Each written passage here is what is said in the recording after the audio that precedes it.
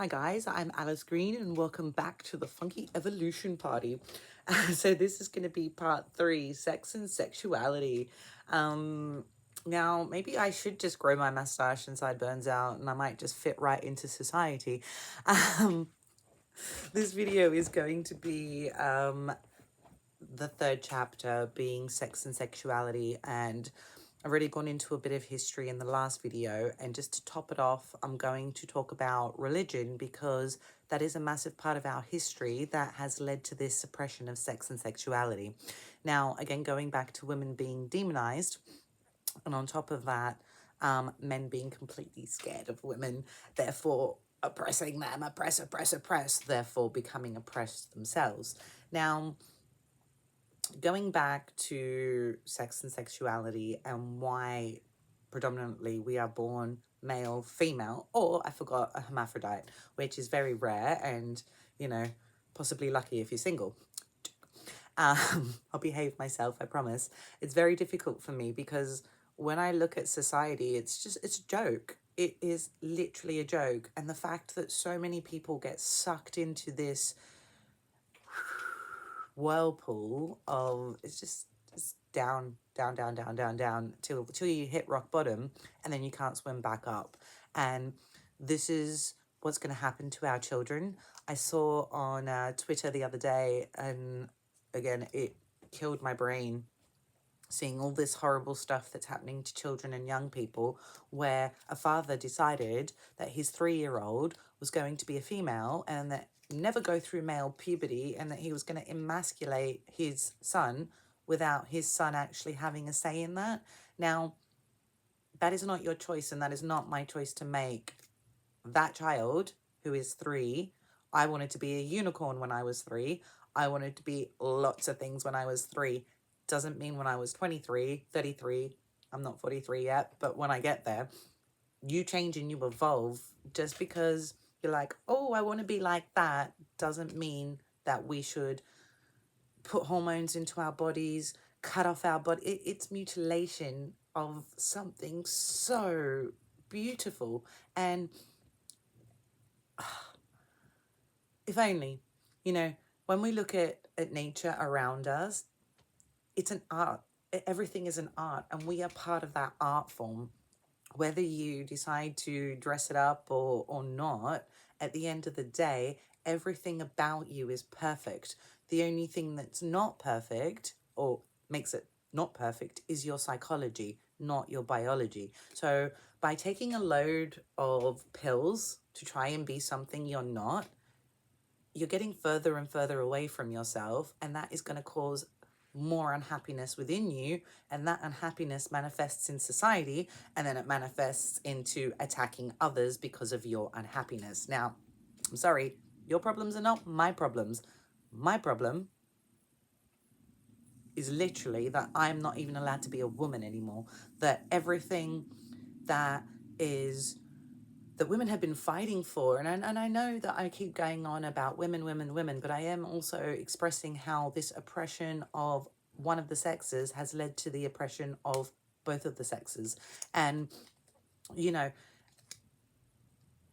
you can't identify as a woman unless you get your bits chopped off. Now, once you chop those bits off, you're cutting off your points of pleasure. The penis has all those senses and everything at the end of that. The second you start messing with that, you're taking away all the pleasure from your body and your system that you can feel and that you can achieve. Now, why would you do that? If you're looking for happiness, why would the things that bring you the maximum pleasure, and I mean maximum pleasure in life, you're taking that away from you. You're robbing yourself of your sex and sexuality. It doesn't make sense to me. Why? Because you want to wear a dress? Because you think, oh, women are coming up in the world, so if I jump on that bandwagon, I'll be able to get a job. I'll be able to do this. Well, no, actually, it's not how it works. What you're doing is you're oppressing yourself.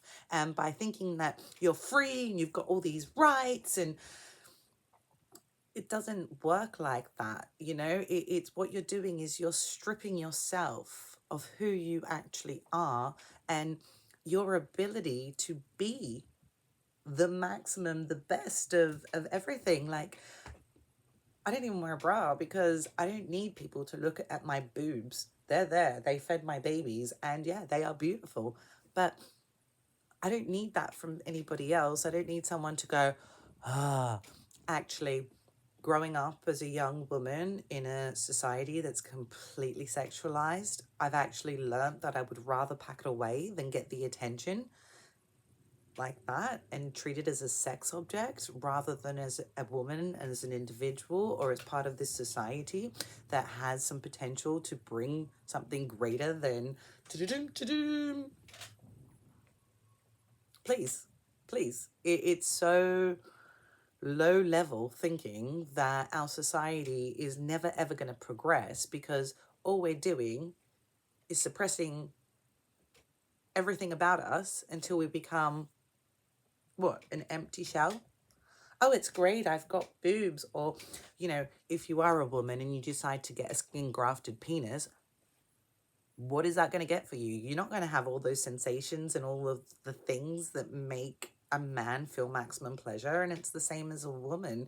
You know, you're not going to get those bits put into you and still feel what a woman feels. That's not how it works. And all it really is scientists and doctors in the government, because they want you to be oppressed and suppressed. They want us to be fighting against each other. And actually, if you're not satisfied, you're never going to be satisfied. So unless, again, I did a video, Master Your Vibration, with masturbation. So if you look at the word masturbation, it is actually master your vibration. And again, going in to schools, doing everything that they do is just sickening. I would rather that they said, hey, this is your body. No one's allowed to touch your body, but you explore your body before you allow others to get involved. You know, again, going back to these laws where 7-year-olds, please, guys, let's look at what we're doing to young people, stripping them of their sex and sexuality before they actually understand what it means. Getting to 30 and realizing that you're never going to have a great sex life is actually, for me, really, really, really sad. And it doesn't mean that you have to go out and find a partner for that or anything like that, but actually looking at our beautiful bodies as individual beautiful bodies with the X chromosomes and the Y chromosomes.